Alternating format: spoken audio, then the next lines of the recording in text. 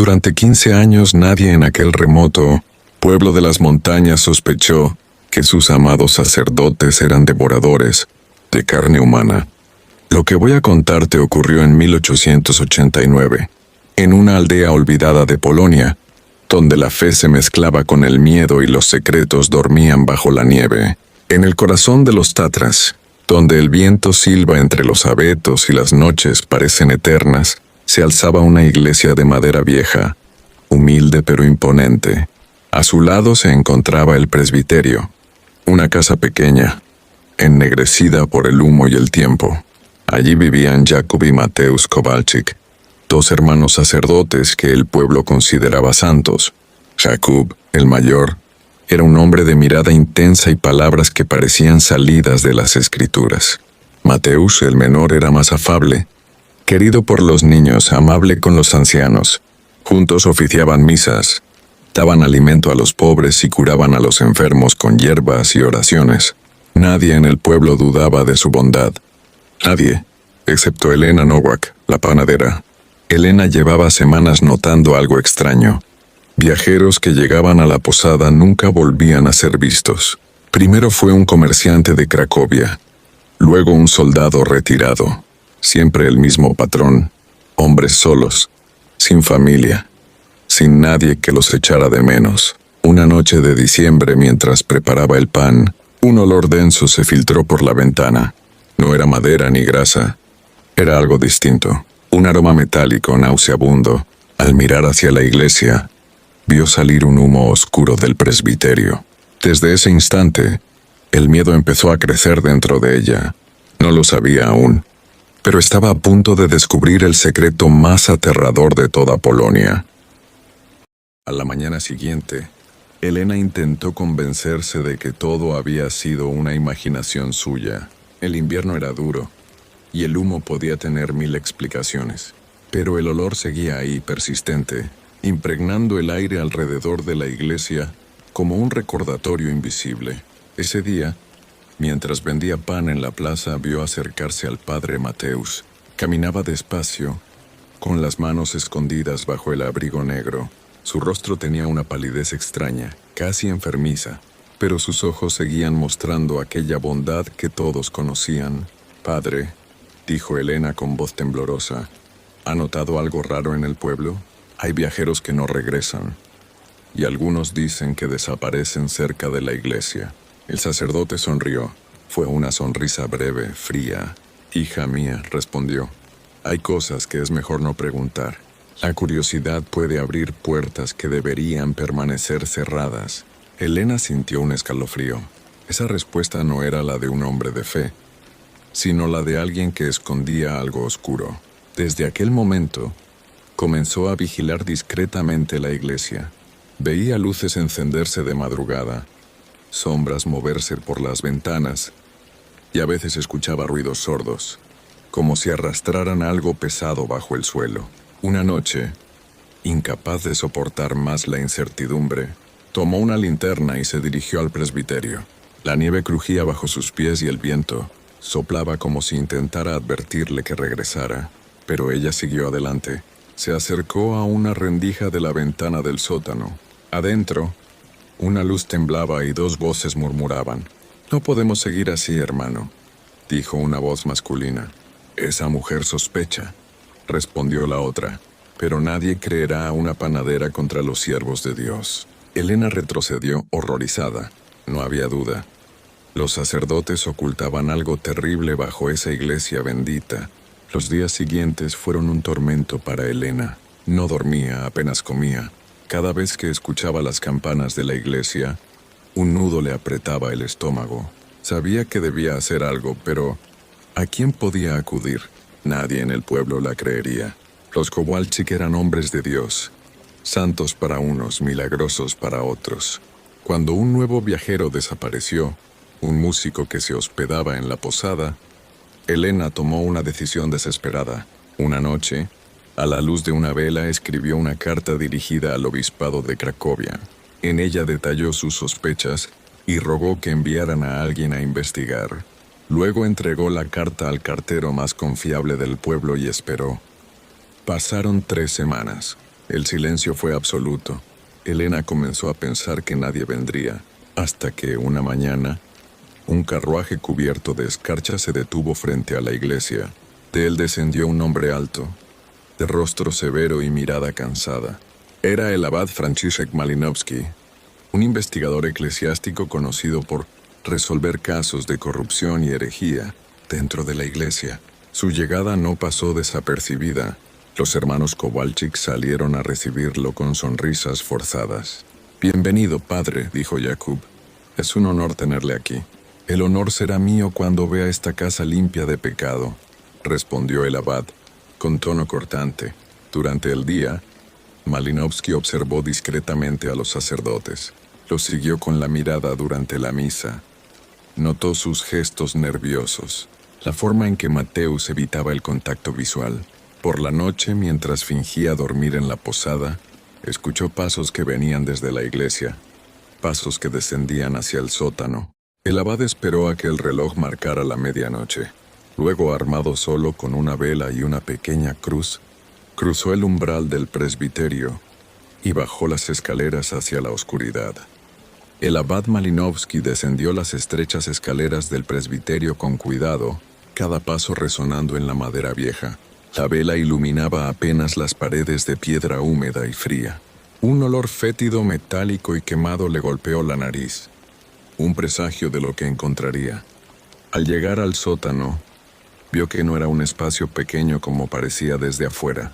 La habitación se extendía en la penumbra, con gruesas vigas sosteniendo el techo y paredes que parecían absorber la luz. Pero no fue la arquitectura lo que le heló la sangre.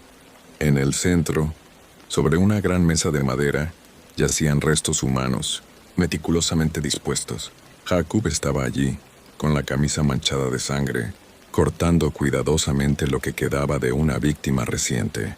Su rostro mostraba concentración, casi serenidad, como un artesano frente a su obra. En las sombras, Mateusz observaba, sosteniendo un cuchillo y murmurando oraciones incomprensibles. En un rincón, cadenas incrustadas en la roca, una pequeña cuna manchada, y junto a la pared, un montón de huesos apilados con precisión. Sobre un atril, un libro abierto revelaba nombres, fechas y descripciones de cada víctima. 42 registros. 42 vidas truncadas por la obsesión de 2 hombres. El abad dio un paso atrás, mareado por el olor y el horror. Todo lo que había oído hasta entonces era apenas una sombra de la verdad. Quiso retroceder, pero una voz detrás de él lo paralizó. «Buenas noches, padre abad», dijo Mateusz con calma inquietante. Jakub apareció a su lado. Los 2 hermanos estaban allí, preparados. Jakub habló con voz firme, con orgullo en su locura. «Dios nos eligió hace 15 años. Cada uno que muere en nuestras manos se convierte en parte de la verdadera comunión. No simbólica, literal». El abad Malinowski comprendió que no estaba frente a asesinos comunes. Estos hombres habían construido una teología enferma alrededor del canibalismo. Cada palabra, cada gesto era parte de su fanatismo. El abad Malinowski sintió que el suelo temblaba bajo sus pies, no por el frío, sino por el terror. Jakub y Mateusz avanzaban hacia él con una calma aterradora, seguros de que nadie podría detenerlos. Cada paso que daban parecía un desafío a la vida misma, pero justo cuando la desesperación empezaba a apoderarse del abad, un ruido lejano rompió el silencio. Cascos de caballos y voces de soldados resonando en la nieve. La carta que Elena había enviado al obispado había funcionado. El ejército había llegado. Los Kowalczyk, conscientes de la traición, intercambiaron una mirada rápida. Jakub, con su habitual orgullo, murmuró: «Alguien nos ha traicionado». Los soldados irrumpieron en el presbiterio, iluminando con antorchas cada rincón, cada sombra. Encontraron el sótano. La escena era incluso peor de lo que Malinowski había imaginado. Restos humanos, herramientas de tortura, cadenas y el libro con los registros de las víctimas. El horror se había materializado ante los ojos de todos. Jakub se mantuvo firme, desafiando la autoridad y mostrando un orgullo enfermizo. Mateusz, en cambio, parecía quebrado. Sus manos temblaban y sus ojos reflejaban miedo. La realidad de sus crímenes finalmente lo alcanzaba. El abad se adelantó y los confrontó con voz firme. Esto no es comunión. Esto es herejía y asesinato. Los hermanos fueron arrestados y escoltados fuera del presbiterio. La noticia de la captura corrió rápidamente por la aldea. Los aldeanos, que habían vivido con temor durante años, apenas podían creer que los hombres a quienes habían venerado eran responsables de tantas desapariciones y muertes. El juicio se celebró en Cracovia, y la magnitud de los crímenes sacudió a toda la región. Elena, Stefan y varios vecinos fueron llamados a testificar. Las descripciones, los registros en el libro y los relatos de los soldados confirmaron lo impensable. 15 años de asesinatos sistemáticos, 42 víctimas, todos escogidos cuidadosamente. Jakub se declaró orgulloso de sus actos. Mateus, arrepentido, confesó con lágrimas, suplicando perdón a Dios y a las familias de las víctimas. La diferencia entre ellos nunca había sido tan clara. Uno fanático y sin remordimientos, el otro quebrado por la culpa y la conciencia. El juicio en Cracovia fue monumental. La sala del tribunal estaba abarrotada. Periodistas, vecinos y curiosos de toda Galicia querían presenciar la condena de los hermanos Kowalczyk. La atención era palpable. Nadie podía imaginar que los hombres a quienes habían venerado durante años fueran monstruos. Jakub se mantuvo erguido durante todo el proceso. Cada palabra de la acusación parecía reforzar su fanatismo. Admitió con orgullo cada crimen, describiendo su retorcida interpretación de la comunión. Cada víctima era parte de la verdadera unión con Cristo, no simbólica sino literal. Mateus, por el contrario, lloraba en silencio, temblando ante la magnitud de lo que habían hecho. Su arrepentimiento era evidente, pero insuficiente para borrar 15 años de horror.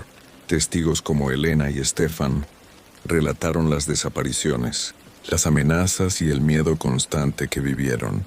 Incluso el abad Malinowski presentó su testimonio, describiendo el sótano, los restos humanos, las herramientas y el libro con los registros de las víctimas.